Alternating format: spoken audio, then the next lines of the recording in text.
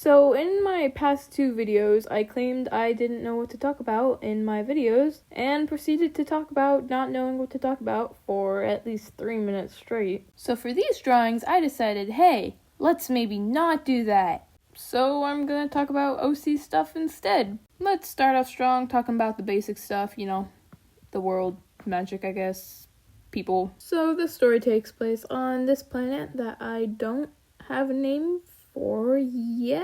A majority of the story takes place on a continent called Afnip in the northwest. See how I said that with so much continent? Guys, just pretend that was like a super hilarious joke, okay? I mean, that's basically the world. There's not much else to say about it. I mean, there's some cool floating islands and floating rocks, making gravity a weird concept in this world, but that's basically it. Hey, now it's time for my favorite part, the magic system. So you know that small show, Avatar: The Last Airbender? You know how, like, the magic works in that, or magic or bending, or, like, whatever it is, I don't even know. Just imagine that, but, like, on steroids, and that's your magic system. And there's, like, 2 more elements, but they don't really exist, but they kind of do exist, but they don't exist. That's something I might get into later, maybe, possibly, probably not. The magic system kind of centers around the idea that all 6 elements are needed to create life and animals and, like, living, basically. Each of the elemental spirits, which hopefully I'll go into later, representing a different part of being alive. Water being the mind, air being the senses, fire being personality, earth being body, and light and shadow being soul.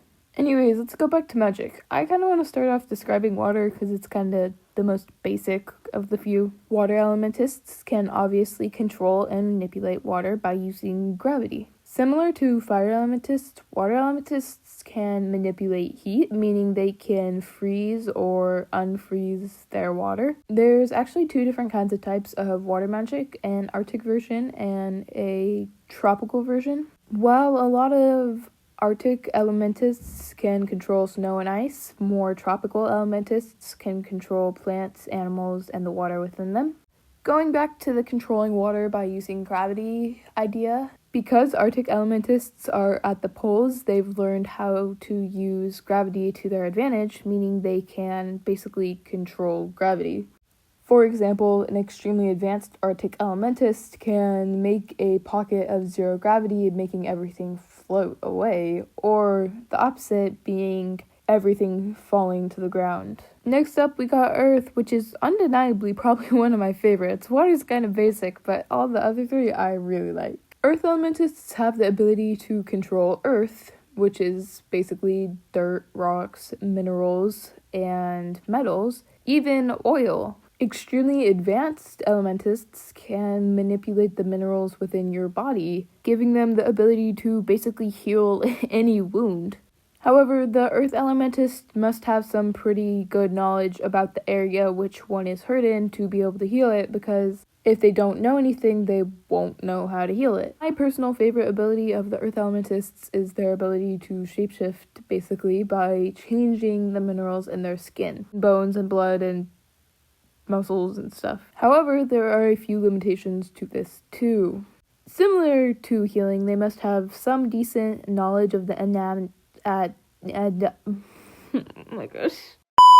the anatomy of whatever they'd like to transform into. Their mass also may not change, however, they can change into multiple entities. Next, we have air. So, obviously you can control air, make breezes and stuff, but my favorite part about this is you can also control the light and color and sound within the air. An advanced elementist can create insanely realistic illusions using both light and color and sound. Anyways, last but not least, we have fire.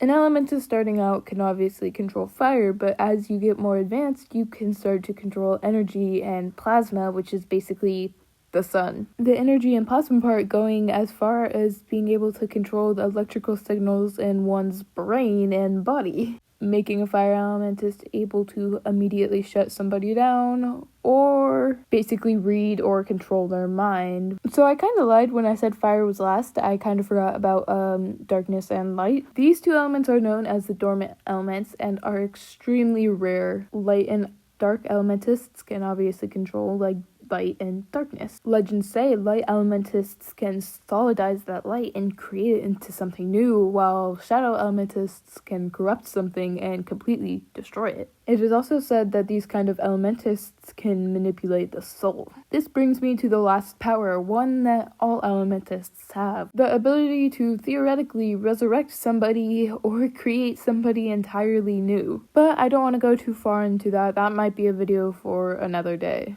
You know, I really suck at outros, so I'm just gonna go now. You know, you could hit the red subscribe button down there if you feel like it, I guess, maybe. Bye.